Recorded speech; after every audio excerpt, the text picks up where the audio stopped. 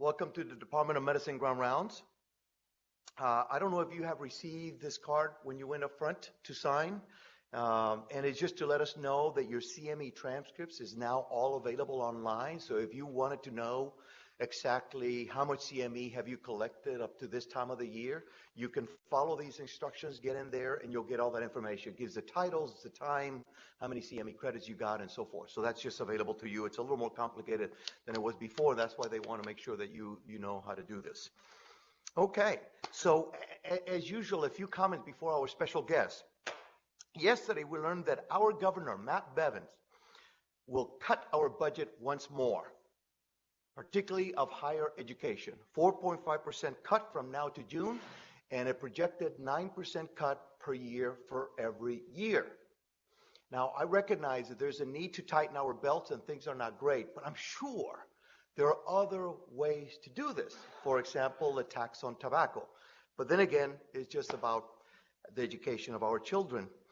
So today we're going to talk about education. And so Carlo Magnos, in Spanish, died on this day back in 814. I can hardly say the word because we're used to 1900 something or 19. So it's in 814 he died. This emperor engaged in educational reform. In 789, he started the establishment of schools teaching the main elements of schools teaching, which at that time was math, grammar, music, and ecclesiastic subjects. And he demanded that every monastery and every abbey was expected to have a school to take care of the children of the village. Thus, he wished to replace the ignorance of the population in his realm with the ability to become more prosperous, because he determined that the more educated the population, the more prosperous they would be, giving lead several hundred years later to the Renaissance movement. It's important.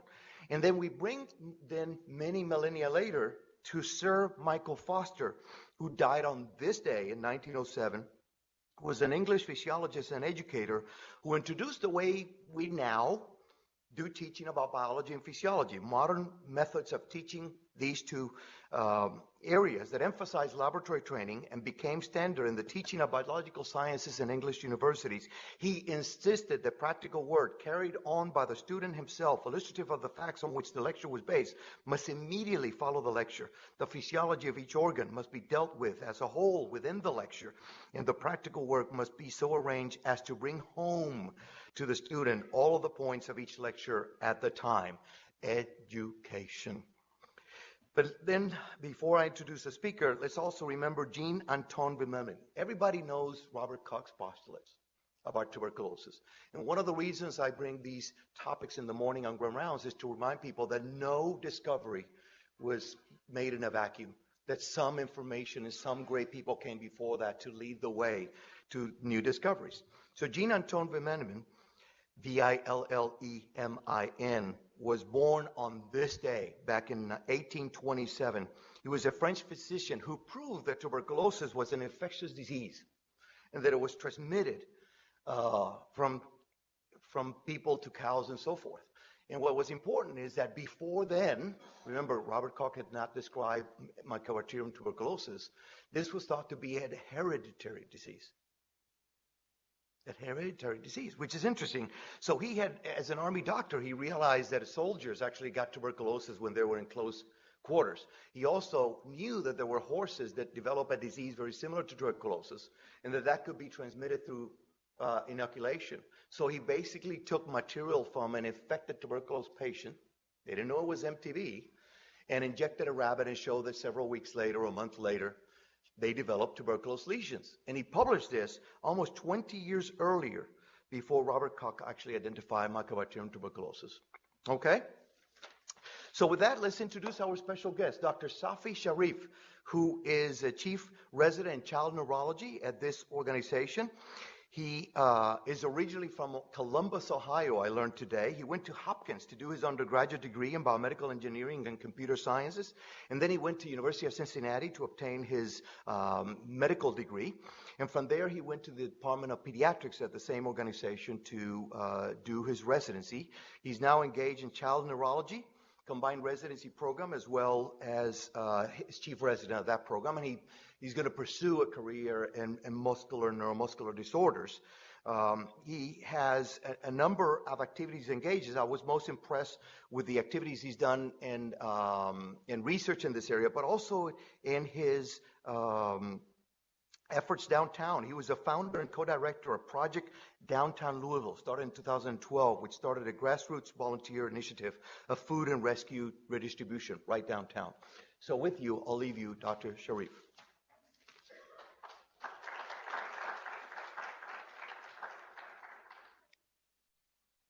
Thank you. So you heard a little bit about me. I'm going to turn the mic on.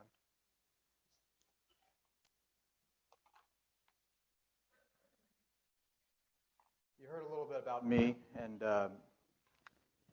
and where I got trained, and I appreciate those who have been involved with my training, supporting me in being here. And I feel like every physician has a passion. Every physician has something that they're really interested about, has something that they're really good at. And mine is education. And the other passion that I have is caring for patients who have disabilities. And this is just a little plug. I want to disclose that there are a number of patients that have intellectual disabilities that I can take care of as a pediatric neurologist, that as they get older, they have challenges in being cared for as when they become adults. And this is just this is Robbie. Robbie has a severe intellectual disability, and he had a very difficult time. His mother's actually here in the audience. He had a very difficult time finding a primary care physician. So I just want you all, if you're here as a medicine physician and you're interested in primary care, then really think about maybe taking on patients with intellectual disabilities in the future. So that's one of my inspirations, one of my passions in taking care of patients like this. So let's get to the bottom line of this talk. This is the main message. I really want to get across today that if you encounter patients that have weakness, that you are doing a disservice to your patients if you're not thinking about localization. Localization is a critical aspect of assessing patients with weakness. And I want to tell you a short story. I get phone calls from emergency rooms throughout the region as a pediatric neurologist. And I got a phone call, and a physician was assessing a patient, a young adolescent teenage girl who had weakness in her legs. And I said, what are her reflexes? And he said, I'm not confident in the reflex exam, but I'm ready to do a lumbar puncture. And I was flabbergasted. I couldn't believe what he just told me. I said, what do you mean you're an ER attending physician and you're ready to rule out Guillain-Barré syndrome and you're not confident in your reflex exam? So that's just, and a lot of times what happens if you're not confident in your clinical approach to patients, you just end up taking a shotgun approach. You just said, I run every single lab test, I'll get every single imaging test that's out there, and you do the wrong test, and the reality is you think about, let me just refer this patient to neurology or some other specialist, but there aren't enough neurologists around. So as a primary care provider, as an internal medicine doctor, whether you're going into hematology, oncology, or cardiology, you have to know certain basic skills, and that's what I want to convince you of, that to really, we don't have time for just referring people, doing all these other, unnecessary tests. So here's what I really want to get to is the main objectives of what I'm talking about. We're going to look at the different symptoms that weakness presents with. What are the different physical exam findings that you can use, focused physical exam findings that you can use to really get at the bottom line of weakness, and how can you localize it? What are some pitfalls? And then how does a neuromuscular specialist look at those patterns and really come to caring for those patients? And then what's the role of some of the neurophysiologic testing that we have available? So it's going to be a heavily clinical talk. And really, if you can in your mind take away, does this patient's weakness, can it localize to the central nervous system, the neuromuscular axis, or is there something else going on? Is it non-organic?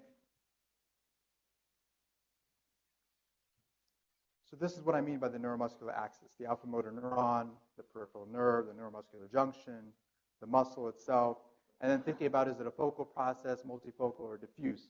And then also, when I think about localization, I also think about, when did this occur? What's the time course? Is it acute? within days to weeks or months, or is it fluctuating? What's the time course? So if you localize the patient's symptoms and presentation anatomically and temporally, then that's really going to help you to determine the etiology and then focus on treatment. So I'm talking about weakness, but we all, as physicians, deal with weakness. And I want you to just think about how many of your patients and how regular you see patients with weakness. At least once a week, several times a month, if not daily, you have patients that have weakness. And so I want you to cognitively think about taking this approach towards weakness. And so any of these synonyms can be associated with weakness, fatigue, soreness, and that can be positive symptoms or negative symptoms. Myalgias, atrophy is a negative symptom. And when you first have a patient that's weakness, the first question after do you have weakness to really think about localization is there pain associated with that weakness, particularly focal pain? Because that's going to really tell you that that patient's symptoms can be localized to the spinal cord or peripherally. And if they have sensory symptoms associated with that weakness, so they can have numbness, tingling, being off balance. And then talking about the time course of that weakness. So if it's rapidly progressive, over the course of minutes, you really want to think about strokes, maybe after a seizure, or severe shock to the spinal cord, or it's over the course of hours or days. These are the things that really should set off a red flag in your mind that I really need to take care of this patient immediately. The other symptoms that can be associated, systems like ophthalmoparesis, patients that have vision problems, cognitive problems, patients that have swallowing difficulties, bulbar symptoms. Any of these symptoms associated with your patient's weakness, you want to think about addressing their concerns earlier, that this may be a process that's really going to progress fast, and this might be localized to something within the brain. Autonomic symptoms. Now, a lot of times we think about weakness, we think about the neuromuscular system as just motor or sensory, but I don't want you to forget about the autonomic nervous system as well. That includes tachycardia, it includes blood pressure fluctuations as common presentations of things like Guillain-Barré syndrome. The spinal cord. So if you have patients that have weakness and they have dissociated sensory symptoms, immediately you want to start to think about the spinal cord. So let's focus on the physical exam of patients. So when a patient comes in with weakness and you've gotten their symptoms, you've talked about how their symptoms evolve over time, then I want you to focus on these things to really help you assess their weakness. Observing, checking their tone, grading their strength, checking sensation, and definitely getting a sense of reflexes. So if you have atrophy and it's focal, that immediately should tell you that this patient's weakness is a peripheral, neuromuscular problem and not central. So this is an example you can see here on the patient's right hand. There's atrophy in the intrinsic hand musculature compared to the left hand. And that's going to tell you, it's going to tell you that this is a peripheral nerve problem, particularly the ulnar nerve. And then there's atrophy here in the thenar eminence. And that's going to be a median nerve problem. And then you have atrophy and you have high arches. So this is again something that you can just appreciate just by looking at your patient. And that's going to tell you this patient has weak dorsiflexors. So these focal abnormalities in your patients can really help you to localize what's going on. And then this is an example of hypertrophy. So patients that have weakness and hypertrophy, that's going to make you think they have a myopathy or a muscular problem instead of a nerve problem. Fasciculations are not this gross. They're not going to be this obvious. But when you see them, it's going to tell you that this is going to be a peripheral nervous system problem, usually from the alpha motor neuron. And then passively manipulating their extremities. And I want you to really look at rigidity and spasticity, because those two features are not found in lower motor neuron problems. In the acute setting, you can have severe hypotonia in the acute presentation of weakness. So these are just some diffuse central nervous system processes that can give you hypotonia, but it's predominantly a peripheral nervous system process. And these are contractures. This patient has a difficulty in actually flexing his wrist. And then there's hypermobility. So these are things that are outside of the actual neuromuscular axis and more in the joints. So strength. And I think this is important to really grade strength, to think about does this patient have weakness or not? And the only way to really get a good idea about the patient's strength is to know what normal strength is like. If you're not checking strength in all your patients, then really you're not going to be able to tell what weakness is. And so here are just some tips on assessing patient strength. There's the matching principles, particularly in the upper extremities. You want to match your strength with their strength, and that can give you an idea, oh, there's weakness in the upper extremity. You can't use your biceps to fight their finger. And then differentiating, could it be a psychogenic cause of weakness? And so this is just something that a lot of physicians that they don't really pay attention to. If the weakness is fluctuating or it's inconsistent, then we call that give-way weakness. And that makes you think that if they can put full exertional effort for half a second, then that's not true weakness. That's not weakness that's attributed to the neuromuscular axis. It's not weakness that's attributed to the central nervous system. There's something else that's going on. And then also considering pain. So are they weak because there's pain? They can't move. They feel like they're weak because it's hurting them? Then it's not really a peripheral nervous system process. And then there are a number of tests to help you differentiate, is the patient's weakness psychogenic or not. This is just one of the common ones to think about, the Hoover test. You place both hands underneath the patient's heels and you ask them to elevate the strong extremity, and you should feel pressure on the weak extremity, and that's telling you that it's not really weak. And you can do the opposite, and you can feel that the patient's strong extremity is not pushing down. So that's just a sign that these are things you can read up on. Now, you all are familiar with the brachial plexus, and you find it very intimidating, I'm sure. And it's hard to remember, easy to forget. But I think if you just focus on some key nerves, you just focus on some key movements and think about which nerves are related to those, then it'll be easy for you to really think about localization. Why are you doing those movements in the neuromuscular examinations? If they're extending their wrist, that's the radial nerve. If they're abducting their arm, that's their deltoid. And then the lumbosacral plexus is even more complex and complicated. So there's just some things to remember. If you can remember a few nerves to test as a primary care provider, if you can just focus on a few nerves, then that's really going to help you to really distinguish what's going on in this patient and really help you to localize. This is my mnemonic that I've remembered since medical school for remembering what are the functions of the peroneal nerve versus the tibial nerve. Because you have a lot of patients that have a dropped foot. And so how do you assess that dropped foot? Is it a peripheral nerve problem, or is it somewhere higher up in the neuromuscular process? I know you all have difficulty, remembering the dermatomes. It doesn't take much to just enter into Google upper extremity dermatomes. If you're seeing a patient and you want to assess, they have weakness, and you want to assess their sensation, take the 2 seconds to pull out your smartphone and check up, and I literally did this on Google, upper extremity dermatomes. And you can sit there and help localize within a matter of 5 seconds. A medical student can do this, but it's not done often.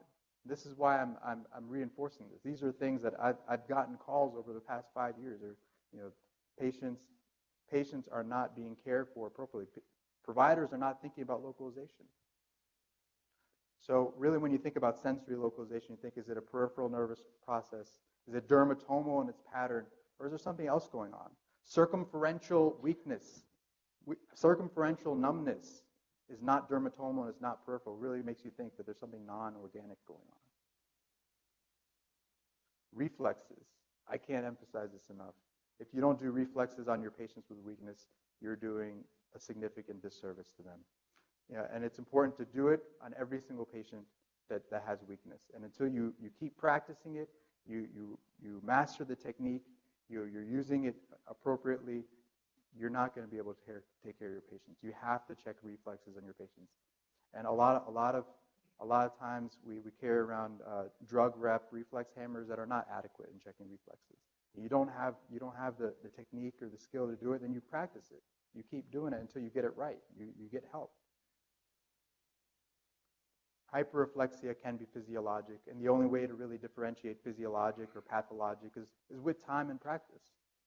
You know, if you're weak at checking reflexes, you might not be able to tell, does this patient have low reflexes, or is it actually normal, or what's going on exactly? And then this is just a word of communication and note-taking. If your patient has, and if you see in the chart, it says positive Babinski or negative Babinski, what does that mean? And I think it's better to use terminology that can communicate actually what you mean by what you're seeing. So is the patient's plantar reflex, is it normal or is it abnormal? That's going to be more interpretable.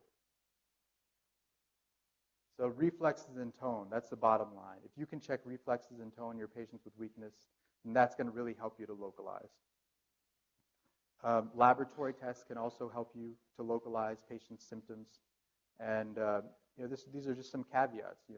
People check transaminase levels all the time. They just associate transaminitis with liver dysfunction.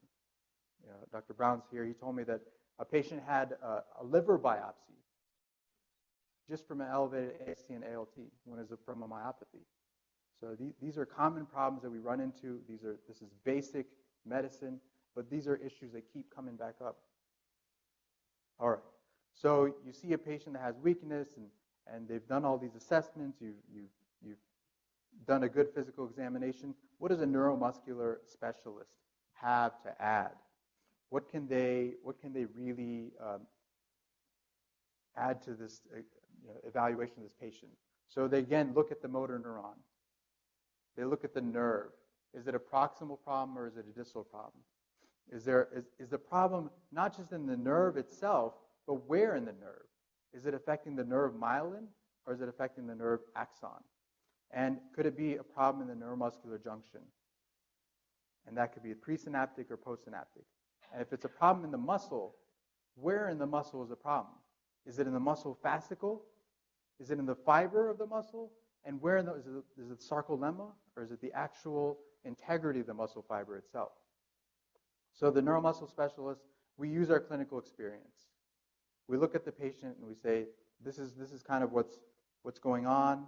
We look at the pattern of presentation, and this is some of the newest literature that's coming out about what are the patterns of presentation for these patients. And then we use neurophysiologic testing. And then we can also look at biopsies and then genetic testing as well. So again, the focus is on how can we localize the problem.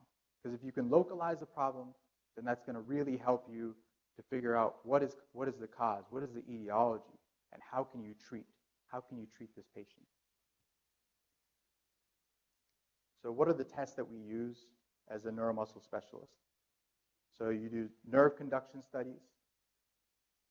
Repetitive stim test is a modified version of the nerve conduction study to look at the function of the neuromuscular junction, and then electromyography, which is actually inserting a needle into the muscle to see what's going on in the activity of the muscle itself. So I'll get a little bit more into that. So a nerve conduction study. So we place the electrodes here, and then we place a ground electrode and a receiving electrode, and we're stimulating along the path of the nerve, and we're stimulating to see the response in the muscle. And we're doing this along several nerves throughout the body, particularly in the weak extremity. And that helps us to figure out what part of the nerve and which nerves are affected. Are the sensory nerves affected, motor nerves affected, both nerves affected? Is it a focal process? Is it a diffuse process? Do we think that there's a problem proximally, or is it a problem distally? And where on the nerve exactly is there a problem? And it not just a value in terms of localizing anatomically, but what dysfunctions are occurring in the nerve can also help us to localize when did the problem occur in the nerve itself. So this is kind of what it looks like. We stimulate the nerve, distally, and then we stimulate it proximally. And we're looking at a few different values. We see how the muscle actually twitches, and it gives us this sort of response. And then once we stimulate it proximally, we get a similar response. And so what's going on here is you're actually sending an electrical impulse along the nerve, and then you're getting the time between that electrical impulse traveling along the nerve and actually going through the neuromuscular junction and then releasing all the ions and then causing the muscle to twitch. So that's this time right here. And then when you stimulate it proximally, you're getting the length of time that it takes for that electrical impulse to travel along this distance. And so then you kind of subtract out what happens, everything at the end. So all the process of the neuromuscular junction, the ions being released, the calcium ions coming in through the sarcoplasmic reticulum, and then the muscle fiber actually twitching. So by using this simple physiology, you can just get the patency of the nerve along this area. And there are other nerve conductors. There's another test called the F-wave test. And what that does is it sends a stimulating pulse orthodromically. So the motor neuron travels this way, and it sends it orthodromically back to the alpha motor neuron and then back forward. And so that's going to check the patency of the nerve all the way going back to the alpha motor neuron. And this is kind of what it looks like. So you have a normal nerve. We've seen that before. And then when you have an axon problem, so not as many of the axons are delivering the impulses. And so you're going to have a decreased compound motor action potential. And so whether that you stimulate it proximally or stimulate distally, it's going to be decreased. And if you have a problem in the myelin, then it's going to take a longer time. It's going to take a longer time for that impulse to travel to the neuromuscular junction and actually stimulate the muscle fibers. This is what a myelinopathy. And sometimes you can have acquired disorders that are affecting the myelin, and they've destroyed the myelin.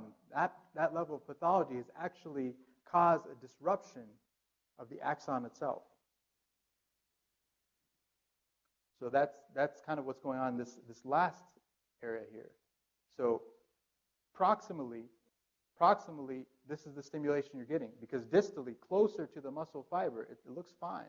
But then there's some sort of disruptive process that's not only caused slowing, but it's also caused an effect on the axon.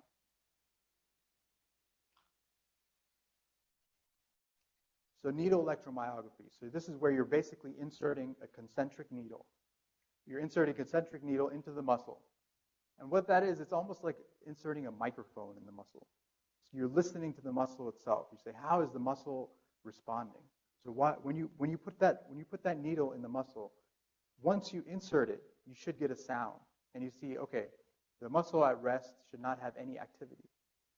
And then once you slightly contract it, how does the motor unit look like? And when you're doing a stronger contraction, what's going on there? And so when you have pathology,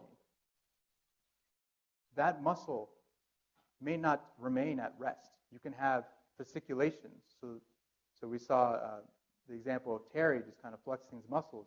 But if you have fasciculations, the muscle is just firing on its own. And that's because of the reinnervation process. So the muscle is being reinnervated. And that tells you that there's some sort of pathology, that the alpha motor neuron is disrupted, and there's new axons being sprouted, and it's causing fasciculations. And so those fasciculations are pathologic at the muscle at rest. And you can have fibrillation where small individual muscle fibers are being stimulated. In myopathy, you'll have no electrical activity.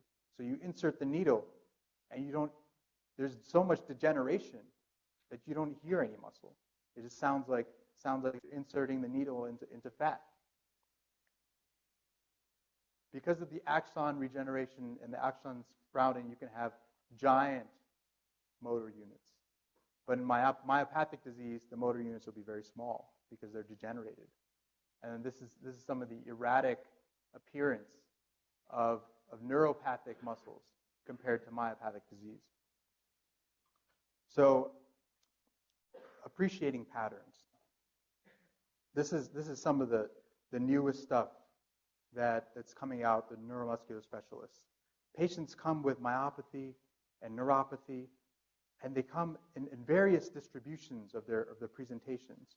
So how do you figure out from those distributions of their presentations what to do with the patient, what kind of workup, what kind of diagnoses might be associated with that? And to start off, you look at, is there associated sensory symptoms? Is it symmetric or is it asymmetric? Is it a proximal problem or is it a distal problem or combination? And then only the arms affected, only the legs affected, or is it above the neck? So this is actually what fasciculations look like. This patient has a slight deviation in his tongue, and you see tongue fasciculations. And when you see that, that's immediately going to trigger in your mind, this is the lower motor neuron process, particularly the alpha motor neuron being affected. Patients that have proximal and distal weakness in an asymmetric pattern that's been lasting for a few months, it started a few months ago, with this associated fasciculations, immediately that'll tell you that the nerve cell body or the motor neuron is affected. And things like ALS come to mind, and the whole spectrum of disorders that are related to ALS.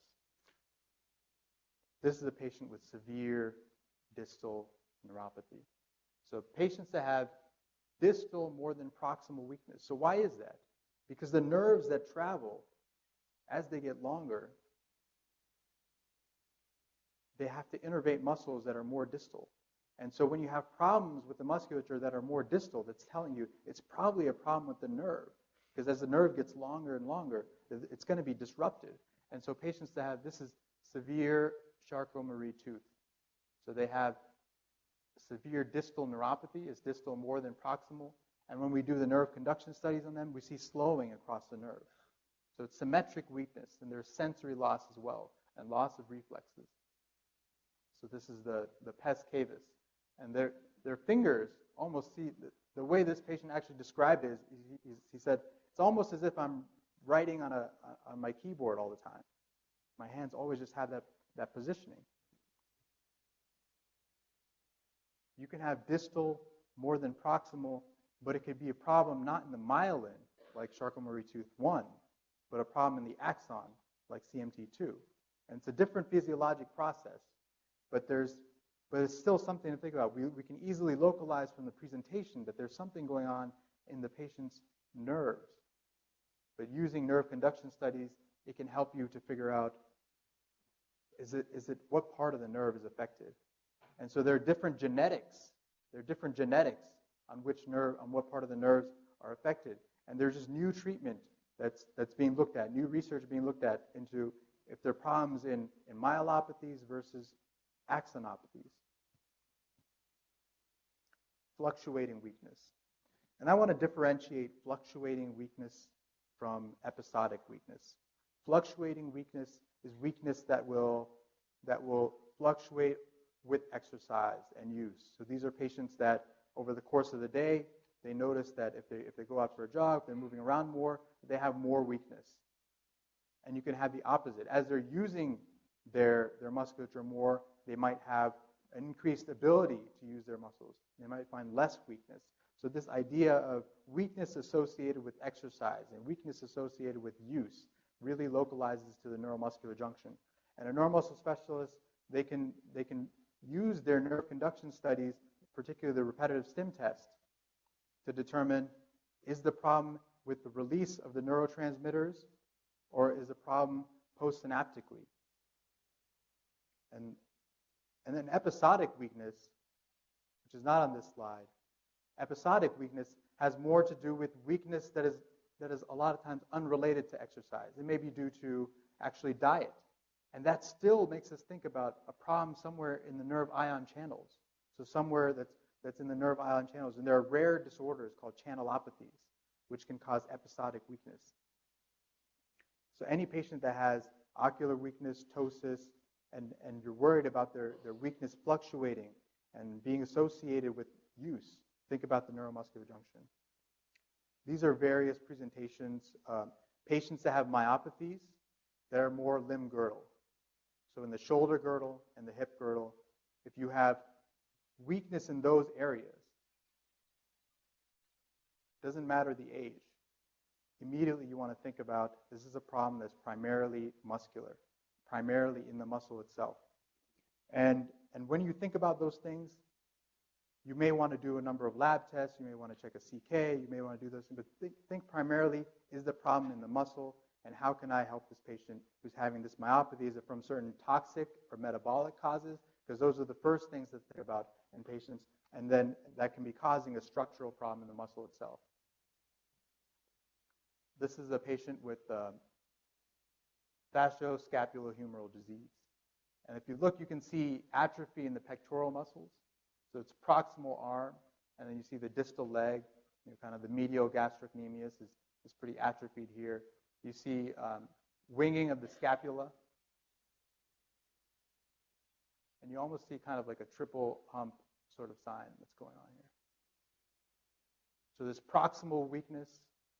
There's abdominal weakness here, and then proximal upper extremity and distal lower extremity. Again, this is a myopathic sort of process. Rare, not as common genetic disorders. This is a patient who has distal weakness.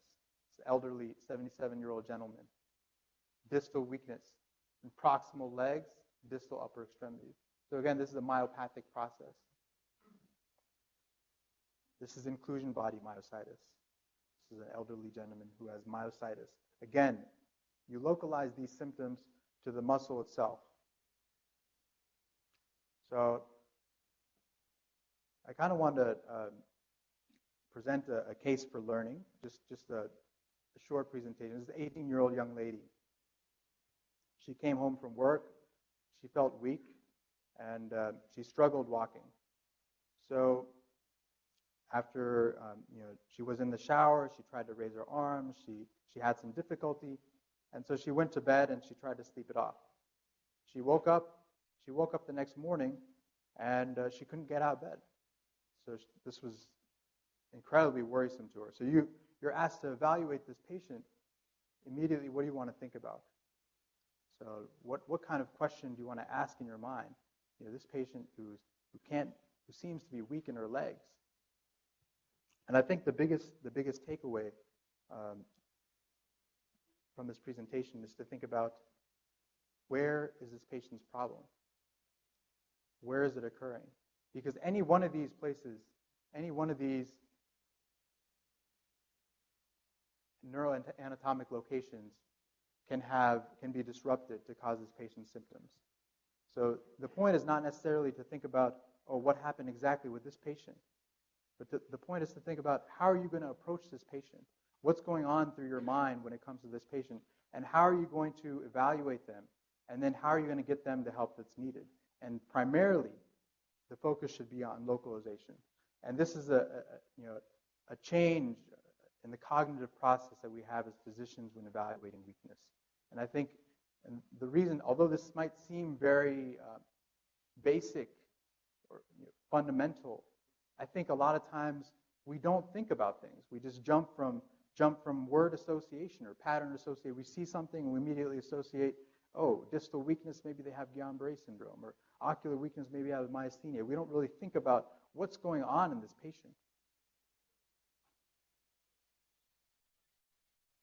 So I want to just kind of end here and say, we've reviewed all the different symptoms and processes that may present as weakness, and what are the synonyms of weakness that a patient might present with, what are the physical exam findings, what are their reflexes, and I think how can you know which patients to refer to a neuromuscular specialist is really important. Because if that patient is presenting acutely or subacutely, that patient needs to be seen by a neuromuscular specialist. And if it's acutely and if they have cranial nerve or intracranial findings, that patient needs to be seen possibly in the hospital. So now I just wanted to open up and just see, what are your experiences with weakness and assessing patients that have weakness? What are your experiences with checking reflexes? Do you struggle with this? Because I find that a lot of patients, a lot of physicians struggle. I mean, it's unfortunate, and this is the reality that I've noticed over the past 5 years of being here. So it's kind of my open it up for questions and see what you all think. Thank you. Time for questions. What did the 18-year-old girl have? She had cervical myelopathy, so from transverse myelitis. Yeah, yeah. Okay. Can you give us a sense of the epidemiology of these disorders? In other words, you mentioned a few terms there that I heard in medical school. Yeah. Okay? And so I don't encounter them a lot because of the specialty that I do.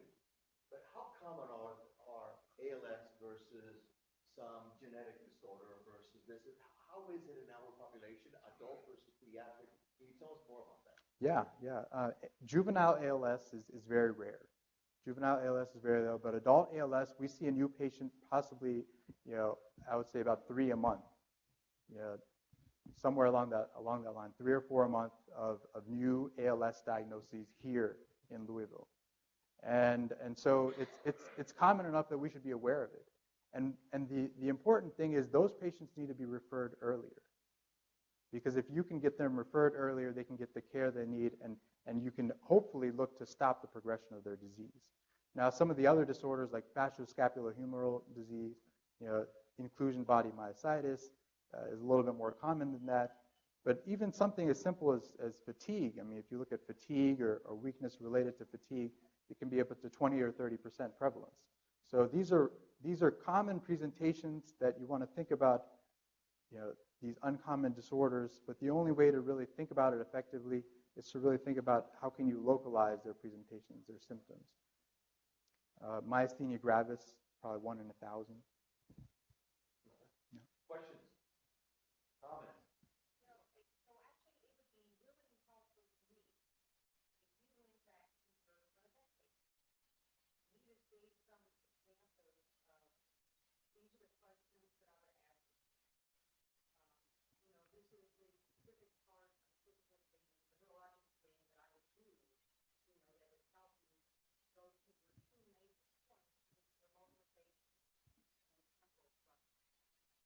Yeah, that's an excellent point. Okay, so this 18-year-old lady, so she came in, she was admitted, and she started having symptoms of weakness in her legs, but there was also some upper extremity weakness. So what do we do from there? She was admitted to the ICU because she started having autonomic symptoms as well. And that immediately started telling me what could start affecting the autonomic process. Why was her heart rate and her blood pressure being affected along with her weakness in her legs? So that should trigger something in your mind that's thinking, is this in the cervical cord? Is this in the brain? Is it in the brainstem? Because the autonomic system to be affected that diffusely really has a more central localization. And then immediately on examining her, you assess her weakness, and she has hyperreflexia. Her plantar reflexes were upgoing. And so immediately you want to think this is a spinal cord problem. So a lot of patients, they present similarly like this, and you might think, is it Guillain-Barré syndrome, or is it something else that's going on? And I think you brought up a really good case, a really good point. I want to tell you about a pediatric case. I know you all are adult physicians here. I want to tell you about a pediatric case, a 3-year-old girl. A 3-year-old girl comes to me. I see her in the ICU. After, this was just in August. A 3-year-old girl comes into the ICU after I received 3 phone calls from 3 different physicians who evaluated her. One in an outside hospital, then she gets transferred to our hospital. I get a phone call from our hospital. Then she gets transferred to our ICU, and I get a phone call from our ICU. And I tell each and every one of them, do a physical exam on this 3-year-old girl. She woke up with 2 days of weakness. 2 days of weakness, okay? This is a 3-year-old girl with 2 days of weakness, trouble walking. Her mom said she woke up one day, she had trouble walking. I thought she was just tired. The next day she woke up and she couldn't even take a step. So she goes to an outside hospital. They evaluate her. I get a phone call. I said, okay, did you check her reflexes? Did you check her this? I don't know what you're saying. Transfer it over. So she gets over to our ER. She gets evaluated. Same thing. I said, did you check a physical exam? Did you check her? Did you check her head to toe? They said, yeah, we did all this. Gets admitted to our ICU.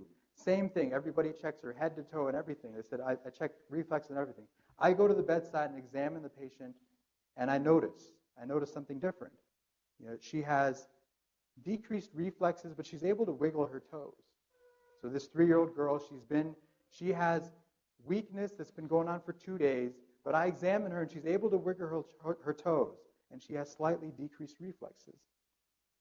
Now, okay, she's maybe got a little bit of truncal ataxia. She can't move her legs, but she's moving her toes. Now, every single physician that I spoke with, they said, is this Guillain-Barré syndrome? Should we do a lumbar puncture?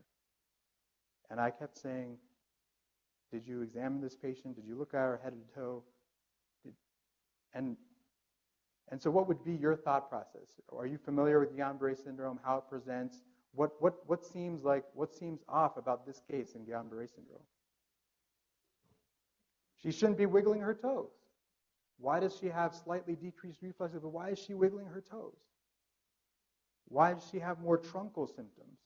What's going on here? So she's in our ICU, and she starts to have some slight tachycardia. She looks like she's normal mental status, but she's a little bit upset.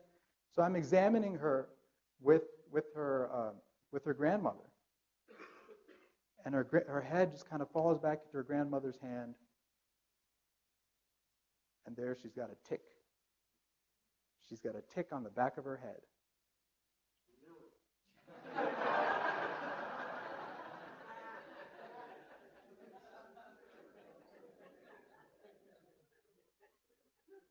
Everything is infectious. This is the only case of tick paralysis that I know of in Louisville, Kentucky. Listen, before Dr. Winters asks you, I want to extend a little bit of this comment because some of your presentation is a little paradoxical for internists. Internists focus on a strategy of extensive questioning and evaluation of history, and then extensive evaluation of physical exam, and then differential diagnosis, and then testing. You suggested that you go by localization, that then addresses the possibility of differential diagnosis. And I think that was the question she was bringing to, although she didn't say it that way out. She asked you, what were the questions you would have asked? What were the things you... So I would have said, what was this kid doing? Did you live with the backyard? Are there deers around that area? You understand what I'm saying? So tell the internist how is this different than what you're thinking, or you're just adding to this general construct of extensive history, physical exam, and evaluation? Yeah, I mean, I would go to this slide here. No, we have time. We have time to do these things. But my argument would be, a lot of times when you're trying to figure out what's going on, you might not have 2 hours to sit there, and they might not be as forward, because I work in the pediatric realm predominantly. And so it's hard to get all the symptoms and everything from how they're presenting. And sometimes it evolves over time. You might figure one piece out. But I think if you're regularly asking yourself, can I localize this to help me figure out what's going on, you can keep going back. So I was able to get this history about this 3-year-old girl, and I was able to go back and be like, yeah, this doesn't seem right. Tell me about her symptoms again. Why is this system being affected? Why is it more proximal instead of distal? Why are her reflexes kind of there in the ankles? And I was able to keep asking myself those questions because I had trouble localizing her symptoms to exactly the pathology I'm familiar with. Okay. So many of us, not only that, but we're just not very good at it. So many of our diabetic patients have a distal neurology. Yeah. Many doctors that send them for nerve conduction studies. What should we look for in patients who have a clear diagnosis to explain the neuropathy? Under what circumstances are those special tests helpful? In terms of nerve conduction studies? Yeah, so they're helpful in understanding what time the actual process started, how severe they are in terms of symptomatology. So are there symptoms correlating with the severity of injury to the nerve itself? And then it gives you an idea about, you can do successive nerve conduction studies, see how progressive is this disease process? And then it gives you an idea about prognosis. So in your diabetic neuropathy patients, I think it is important for them to eventually be seen by I mean, they don't need to be in the clinic the next day, but eventually they should be seen by a neuromuscular specialist to give them an idea about, I'm using the regular treatments and I seem to think that this is more a peripheral nerve problem.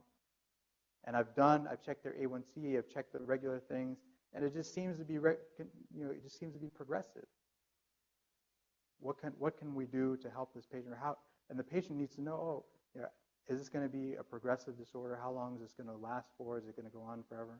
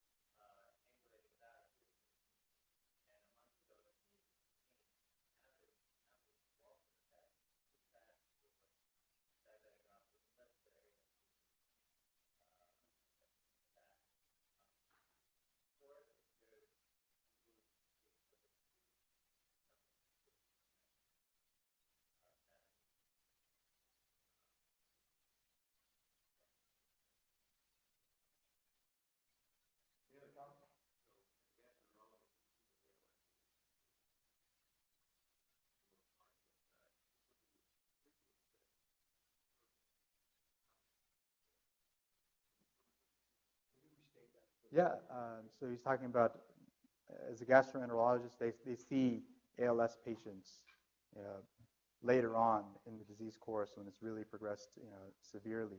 And so if we get them earlier, then we can potentially provide therapies that can help the patient. And so that's some of the newer stuff that's coming on. We obviously know about riluzole and the treatment and the proposed treatment for ALS.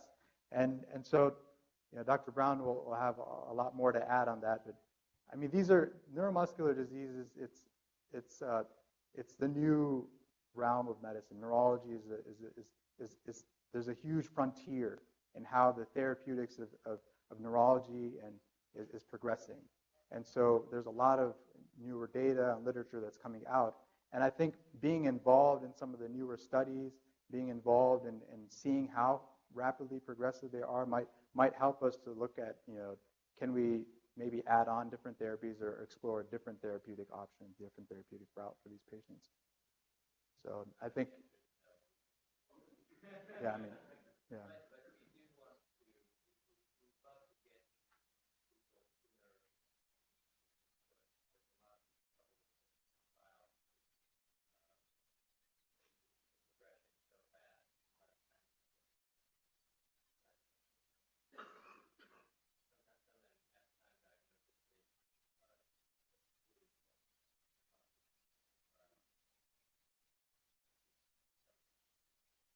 Any other comments? If not, have a good Thursday. Thank you very much. Thank you. Appreciate it. All right, yeah, you're welcome.